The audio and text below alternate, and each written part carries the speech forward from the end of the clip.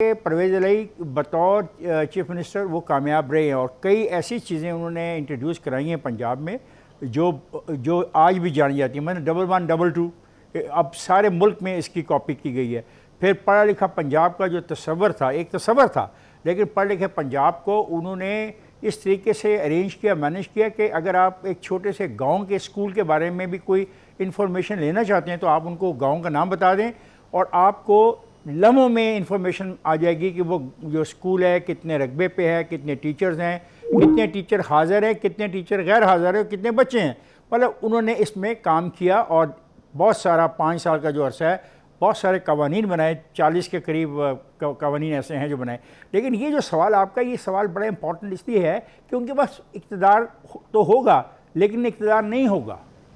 असल में तो वो एक छोटे से पार्टनर हैं ना पीटीआई के, इक़्तिदार तो पीटीआई का चलेगा। और कल भी जो मुलाकात हुई उसमें जो ख़बरें रिपोर्ट हुई हैं वो भी आपने पढ़ ली होंगी। और आज पीटीआई के सरबराह लाहौर तशरीफ़ लाए हैं, वो जो अहकामात देंगे उस पर उनको अमल करना पड़ेगा। यहाँ पे वो कॉन्फ्लिक्ट डेवलप होगा कि क्या हतमी तौर पे वो डिलीवर कर पाएंगे पाकिस्तान में पंजाब के अवाम को, या फिर ये असम्बली टूटने का एक तरीका है कि असम्बली तोड़ी जाए और उसके लिए चौधरी साहब को इस्तेमाल किया जाए।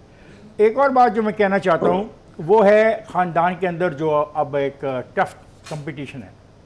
देखें, चौधरी शुजात साहब पार्टी के प्रेसिडेंट हैं। आज भी वो बतौर प्रेसिडेंट ये लिख सकते हैं इलेक्शन कमीशन ऑफ पाकिस्तान को कि मैंने इन 10 आदमियों को पार्टी से निकाल दिया। अच्छा बुखारी साहब, ये जो खान साहब ने बड़ी इंटरेस्टिंग बात की है। मुझे याद है कि चौधरी शुजात साहब की जब वालदा की डेथ हुई थी तो मैं वहीं था। तो मैंने इनसे पूछा, मैंने कहा जी आपने नवाज शरीफ को बुलाया? उन्होंने कहा जी मुझे नहीं पता कि उनको। मैंने नवाज शरीफ को टेक्स्ट किया, मैंने कहा यार दिस इज योर पे back time and you should come. And वो आए डिस्पाइट द फैक्ट के बड़ी तल्खियां थी, लेकिन नवाज शरीफ आए उनके उनकी डेथ के ऊपर। तो ये तो यही सवाल आपको है, क्या ये रिपेयर हो सकता है इनका रिश्ता? और दूसरा सवाल ये इसका भी प्लीज बताइए कि क्या नवाज शरीफ अब ये गवर्नमेंट से बाहर आ सकते हैं, इंस्ट्रक्शंस दे सकते हैं, क्योंकि वो कहते हैं मैं तो पहले ही नहीं इंटरेस्टेड। देखिए, काफ़ी सारी गुफ्तगू तो खान साहब ने कर दी है। 2-3-4 बातें जो हैं वो करना बहुत ज़रूरी हैं। उन्होंने कहा कि बहुत सारे काम चौधरी परवेज़ इलाही ने किए थे, यकीनन वो दुरुस्त है। उसमें ट्रैफिक वार्डन एक और चीज़ है, हाईवेज़ की पेट्रोलिंग एक और चीज़ है। इस तरह के बहुत सारे काम उन्होंने किए जो आज भी जारी हैं और गवर्नेंस के एतबार से उनका ट्रैक रिकॉर्ड जो है वो ज़्यादा बुरा नहीं था। मगर 2 चीज़ें जो मुझे परेशान कर रही हैं वो ये, एक तो ये कि गिनी बुक ऑफ रिकॉर्ड में हमारा इंशाअल्लाह ताला तज़किरा फिर जाएगा। पहले मंजूर भुट्टो साहब ने 18 वोटों से पंजाब की वज़ारत आला चलाई थी और ये 10 वोटों से, अगर मैं तारीख़ी तौर से ठीक कह रहा हूँ तो ये वाकई गिनी बुक ऑफ रिकॉर्ड में जाने वाली बात है। दूसरी बात ये कि परवेज़ इलाही साहब की हुकूमत की मुद्दत तय नहीं है, क्योंकि अगर हम इमरान खान की बात सुने तो वो कहते हैं 1 हफ्ते से ज़्यादा नहीं होगी, हमने तो तोड़नी है ये।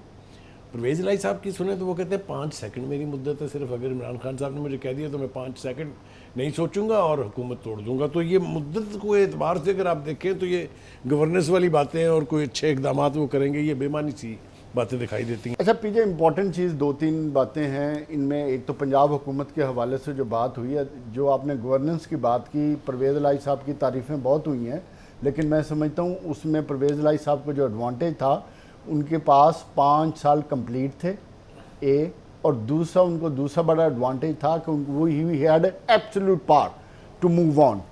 अब इनके पास ना एब्सोल्यूट पावर है और ना टाइम की गारंटी है। और तीसरी बात इंपॉर्टेंट चीज़ है, हमेशा आप किसी भी डिपार्टमेंट या प्रोविंस या मुल्क में आप बेहतरी तब ला सकते हैं जब आप शॉर्ट टर्म, मिड टर्म और लॉन्ग टर्म प्लानिंग और पॉलिसीज़ बनाते हैं। इधर तो आपको शॉर्ट टर्म का नहीं पता, तो आप क्या गवर्नेंस करेंगे और क्या बेहतरी आएगी। तो इसलिए ये क्वेश्चन ही अजीब सा है। तो मैं नहीं समझता कि परवेज़ इलाही कुछ डिलीवर कर सकेंगे। और वैसे भी जो इस वक्त मुल्क की मईशत के हालात हैं उसमें प्राइम मिनिस्टर साहब के पल्ले कुछ नहीं रहा, तो चीफ मिनिस्टर तो बिल्कुल ही फारग है। इसलिए आप ये उम्मीद मत रखें कि अवाम की किसी भी पार्टी के आने से कोई बेहतरी आ सकती है। जहाँ तक आपने बात की थी कि आसिफ जरदारी साहब के जाने के बाद अब क्या होगा, देखें पीडीएम आज भी इसी नुक्ते पे डिस्कशन कर रही है जो मियाँ नवाज शरीफ साहब ने कल एक स्टेटमेंट दी थी लंदन में, और वो ये थी कि जनाब कि मैं चाहता हूँ कि इलेक्शन हों। अब देखें उसमें बहुत सी इट्स एंड बट्स हैं। मियां नवाज शरीफ चाहते हैं, उनकी पॉलिटिकल पार्टी चाहती है, लेकिन पॉलिटिकल पार्टी भी डिवाइडेड है।